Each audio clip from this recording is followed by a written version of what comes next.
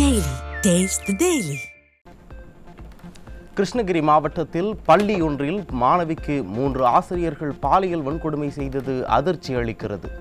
தமிழகத்தில் பெண்கள் பாலியல் வன்கொடுமைக்கு ஆளாக்கப்படுவது கண்டனத்திற்குரியது என அதிமுக பொதுச் செயலாளர் எடப்பாடி கே பழனிசாமி பேட்டி.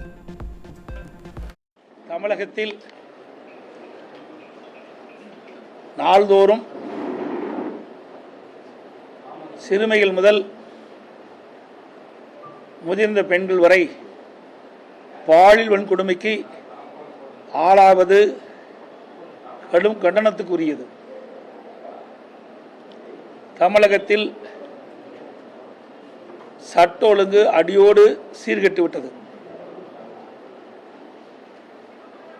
இன்றைக்கு தொடர்ச்சியாக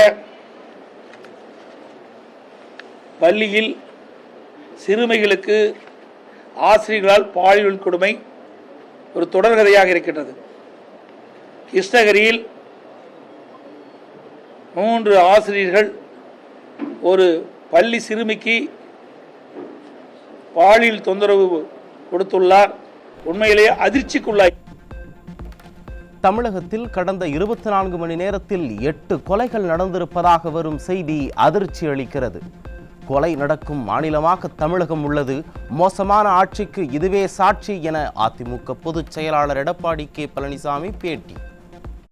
24 மணி நேரத்தில் 8 கொலைகள் தமிழகத்திலே நடைபெற்றதாக. இன்றைக்கு தமிழகம் ஒரு கொலை நடைபெறுகின்ற மாநிலமாக இருப்பது உண்மையிலேயே வருத்தம் அளிக்கிறது, வேதனை அளிக்கின்றது. ஒரு மோசமான ஆட்சிக்கு இதுவே சான்று என்பதை இந்த நேரத்தில் ஏடிஜிபி அந்தஸ்தில் உள்ள பெண் அதிகாரிக்கே பாதுகாப்பில்லா சூழல் தமிழகத்தில் உள்ளது. தமிழகத்தில் காவல்துறைக்கே பாதுகாப்பில்லை என்றால் மக்களுக்கு யார் பாதுகாப்பு தருவது என அதிமுக பொதுச் செயலாளர் கேள்வி. காவல்துறையில் உயர் பதவியில் இருக்கின்ற ஒரு ஏடிஜிபி அவர்களே தன் உயிருக்கு பாதுகாப்பில்லை என்ற ஒரு செய்தி மிகுந்த அச்சத்தை ஏற்படுத்துகின்றது, மிகுந்த அதிர்ச்சியை ஏற்படுத்துகின்றது. ஒரு ஏடிஜிபி அவர்களே இப்படிப்பட்ட அறிக்கை வெளியிடுகின்ற பொழுது, இப்படி தகவல் ஊடகத்தின் வாயிலாக பத்திரிகையின் வாயிலாக வெளிவருகின்ற பொழுது சாதாரண மக்களுக்கு என்ன பாதுகாப்பு இருக்கும் என்பதை மக்கள் அச்சப்படுகின்றார்கள். அந்த அளவுக்கு ஒரு திறமையற்ற அரசாங்கம் இன்றைக்கு செயல்பட்டுக் கொண்டிருப்பது வேறு. டெல்லி தேர்தல் முடிவுகள் மூலம் இந்தியா கூட்டணியில் ஒற்றுமை இல்லை என்பது நிரூபணமாகி இருக்கிறது. ஈரோடு கிழக்கு தொகுதி இடைத்தேர்தலில் திமுக பெற்றது போலி வெற்றி என அதிமுக பொதுச் செயலாளர் எடப்பாடி கே பழனிசாமி விமர்சனம். இந்தியா கூட்டணிக்கு மக்கள் சமட்டி அடி கொடுத்துருக்காங்க தான் பார்க்கணும். இந்தியா கூட்டணியில் ஒற்றுமை கிடையாது. இந்தியா கூட்டணி இருக்குதா இல்லையாங்கிறதே சந்தேகமாக இருக்குது. இப்போ அது எங்கே வெற்றி? அதான் அவையில் யாருமே களத்தில் இல்லையே. இது வெற்றி இல்லையே, போலி வெற்றி. அந்த போலி வெற்றி கூட அங்கே இருக்கிற வாக்காளர் ஓட்டுகளை வீல திமுக போட்டாங்க. எங்கள் கட்சி நிர்வாகிகள் ஓட்ட பல ஓட்டை அவிலே போட்டாங்க. என் ஓட்டு போட போகல. கடைசியில் பார்த்தா எங்களுடைய முக்கிய பொறுப்பாளர் ஓட்டையே திமுககாரர் பதிவு செஞ்சுருக்கிறாங்க. ஆக கல் ஓட்டின் மூலமாக அதிக வாக்குகளை பெற்று நாங்கள் அதிக வாக்குகள் வித்தியாசத்தில் வெற்றி பெற்றோம் என்று மம்மதியில் இருக்கிறாங்க. 2026 அதே சட்டமன்ற தொகுதியில் என்ன நிலைமை ஏற்படும் என்பதை திமுக அரசு 4 ஆண்டுகளில் 3.59 லட்சம் கோடி அளவிற்கு கடன் வாங்கி ஒரு திட்டத்தையும் செயல்படுத்தவில்லை. தேர்தல் வாக்குறுதிகளை நிறைவேற்றாமல் தமிழ்நாட்டு மக்களுக்கு ஸ்டாலின் அல்வா கொடுத்திருக்கிறார் என அதிமுக பொதுச் செயலாளர் விமர்சனம். 525 அறிவிப்புகள் வெளியிட்டீங்க. சாதாரண அல்வா இல்ல, பெரிய அல்வாவை கிண்டி கொடுத்துட்டு போயிட்டார்.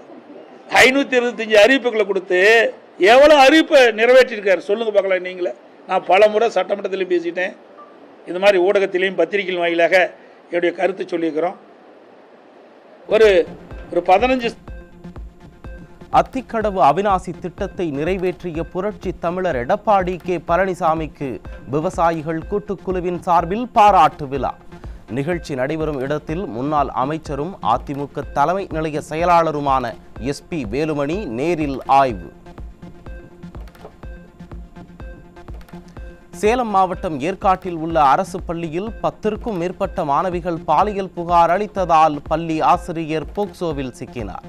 திமுக ஆட்சியில் பாலியல் புகார் நாள்தோறும் அதிகரித்து வரும் நிலையில் ஸ்டாலின் அல்வா சாப்பிட்டுக் கொண்டிருப்பதாக பெற்றோர்கள் குற்றச்சாட்டு.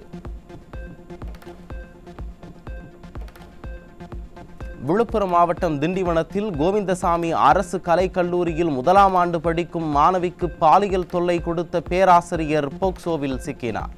ஸ்டாலினின் திமுக ஆட்சியில் பள்ளி முதல் கல்லூரி வரை பெண் குழந்தைகளுக்கு எதிராக நாள்தோறும் பாலியல் வன்கொடுமை சம்பவங்கள் அதிகமாக நடைபெறும் அவலம்.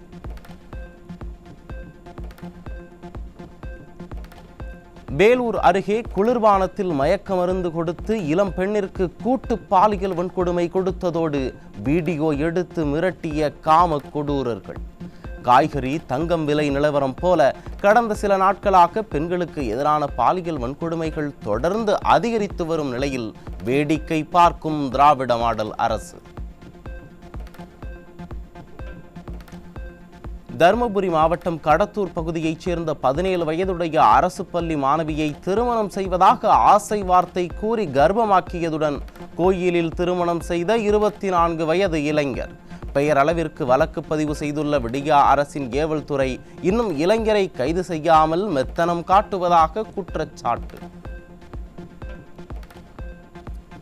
திருவள்ளூர் மாவட்டத்தில் இருவேறு இடங்களில் 16 வயதுடைய பள்ளி மாணவிகளுக்கு பாலியல் தொல்லை கொடுத்த 2 இளைஞர்கள் போக்சோவில் சிக்கினர்.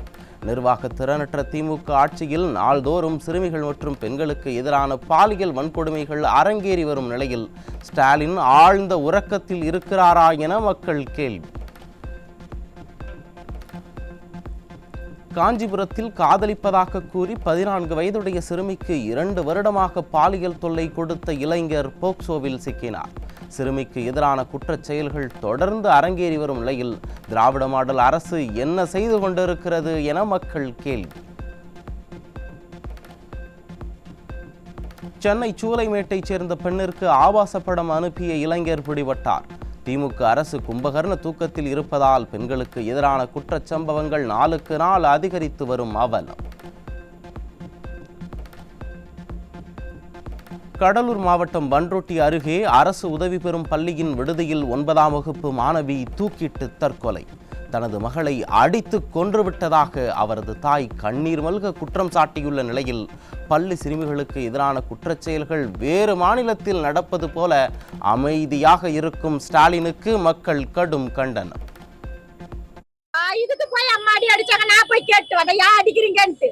எதுக்காக அடிக்கிறீங்க? நான் பணம் கட்டல மாசம் போறதா அவளுக்கு ஸ்டடீஸ் முக்கியன்ற ஒரு காரணத்துக்காக மட்டும்தான் நாங்க அங்க விட்டோம். அவளுக்கு எக்ஸாம் வந்துருச்சு, பப்ளிக் எக்ஸாம் மீதான கூட்டு போயிடலான்னு என் புள்ளைய நான் விட்டு வச்சானே.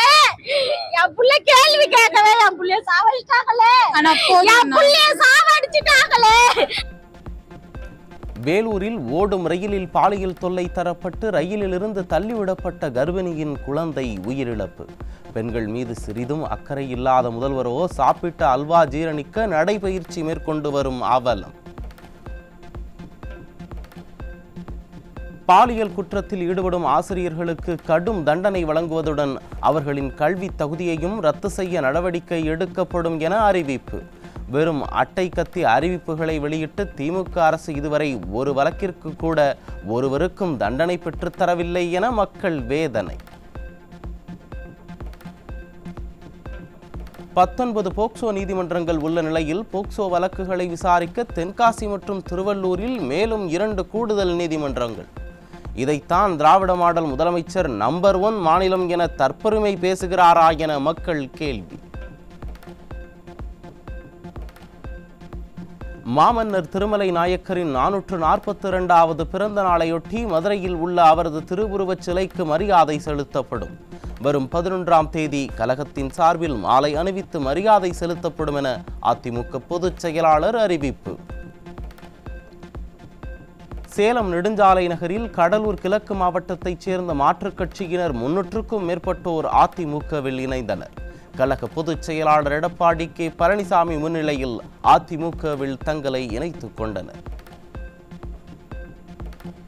கிருஷ்ணகிரி மாவட்டம் போச்சம்பள்ளி அருகே ஆசிரியர்களால் அரசு பள்ளி மாணவி பாலியல் வன்புணர்வு செய்யப்பட்டதை கண்டித்து அதிமுக சார்பில் மாபெரும் கண்டன ஆர்ப்பாட்டம். பெண்களுக்கு எங்குமே பாதுகாப்பில்லை என்ற நிலைக்கு தமிழ்நாட்டை தள்ளிய ஸ்டாலினின் திராவிட மாடல் அரசிற்கு எதிராக ஆயிரக்கணக்கானோர் முழக்கம். விடியா திமுக அரசை கண்டித்து ஆர்ப்பாட்டம் இது ஆர்ப்பாட்டம், ஆர்ப்பாட்டம் இது ஆர்ப்பாட்டம், போராட்டம் இது போராட்டம், போராட்டம் இது போராட்டம், போராட்டம் இது போராட்டம்.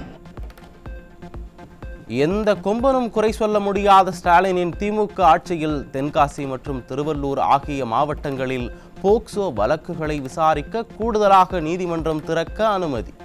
நிர்வாக திறனற்ற திமுக ஆட்சியில் பள்ளி சிறுமிகள் முதல் பல்லு போன பாட்டிகள் வரை தினம்தோறும் பாலியல் வன்கொடுமைக்கு ஆளாகி வரும் நிலையில் முதலமைச்சர் வாயை மூடி மௌனமாக இருந்து வரும் நிலையில் இதுதான் திராவிட மாடல் அரசின் லட்சணமா என மக்கள் கேள்வி. காமதேனு போன்ற கூட்டுறவு சங்கங்கள் ஏற்கனவே நிதி நெருக்கடியில் தவித்து வரும் நிலையில் முதல்வர் மருந்தகம் தொடங்க நெருக்கடி தரும் ஸ்டாலினின் திராவிட மாடல் அரசு. கடந்த அதிமுக ஆட்சியில் அம்மா மருந்தகம், அம்மா மினி கிளினிக் போன்றவற்றை மூடிவிட்டு தற்போது புதிய திட்டங்களை துவக்குவது போல திறப்பது மட்டுமல்லாமல் கூட்டுறவு சங்கங்களுக்கு நெருக்கடி கொடுப்பது நியாயமா முதல்வரே என மக்கள் கேள்வி. ராமநாதபுரம் மாவட்டம் RS மங்கலத்தில் பட்டா மாற்றம் செய்ய இ-சேவை மைய உரிமையாளர் மூலம் 37,000 ரூபாய் லஞ்சம் பெற்ற கிராம நிர்வாக அலுவலர் தப்பியோட்டம். நிர்வாக திறனற்ற ஸ்டாலின் ஆட்சியில் அரசு அலுவலர்கள் லஞ்சத்தில் திளைப்பது தொடர் கதையாகி வருவதாக மக்கள் விமர்சனம்.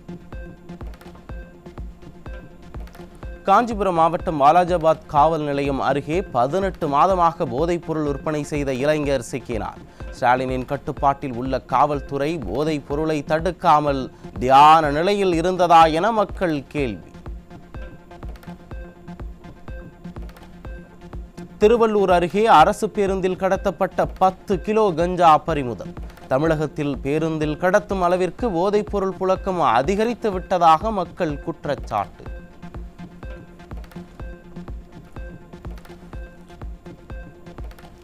சென்னை கொத்தவால் சாவடியில் இருசக்கர வாகனத்தில் குட்கா புகையிலை பொருட்களை கடத்தி வந்த நபர் சிக்கினார். நிர்வாக திறனற்ற ஸ்டாலின் ஆட்சியில் காவல்துறை மீது சிறிதும் பயமில்லாததே காரணம் என மக்கள் குற்றச்சாட்டு.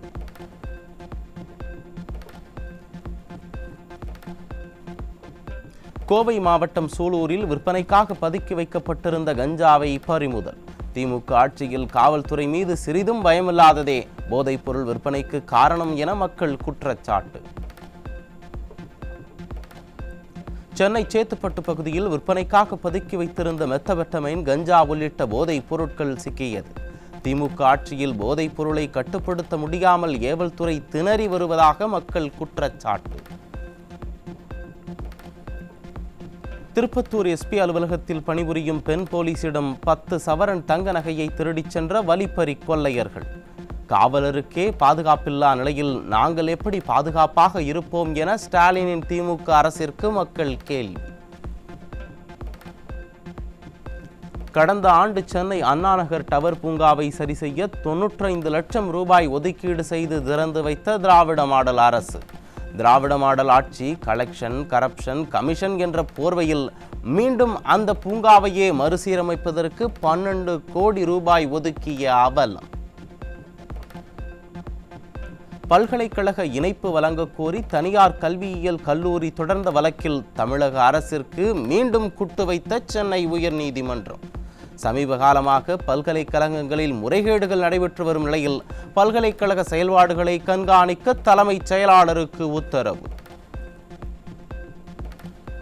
மேற்கு வங்க மாநிலம் கொல்கத்தாவில் நூற்றுக்கணக்கான கோடி ரூபாய் முதலீட்டில் வேலை வாய்ப்புடன் உலகின் மிகப்பெரிய தயிர் உற்பத்தி ஆலையை அமைக்கிறது அமுல் பால் நிறுவனம். நம்பர் 1 முதல்வர் என தன்னைத்தானே கூறிக்கொள்ளும் திராவிட மாடல் முதல்வர் முக்கியமான முதலீட்டு மற்றும் வேலைவாய்ப்பு திட்டங்களை தமிழகத்திற்கும் கொண்டு வருவாரா என மக்கள் கேள்வி.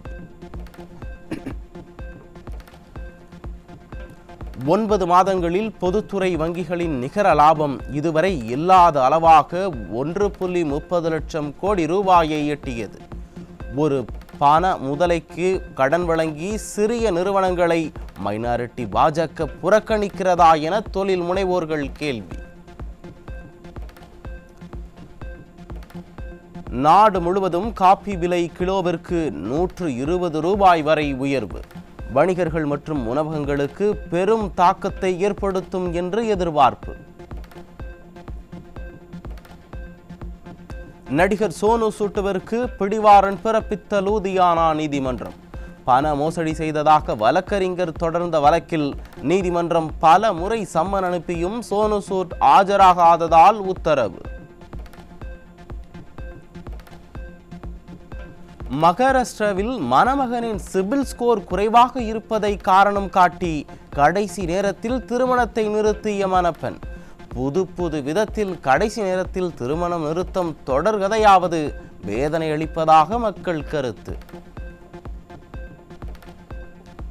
மைனாரிட்டி பாஜக ஆட்சியில் கடந்த 7 ஆண்டுகளாக 8 மாநிலங்களில் காப்பீட்டுத் துறையில் கோடிக்கணக்கில் மோசடி. கண்காணிப்பு இல்லாததால் பாலிசிதாரர்களை ஏமாற்றி 8 கோடி ரூபாய் வரை மக்களின் பணம் களவாடல்.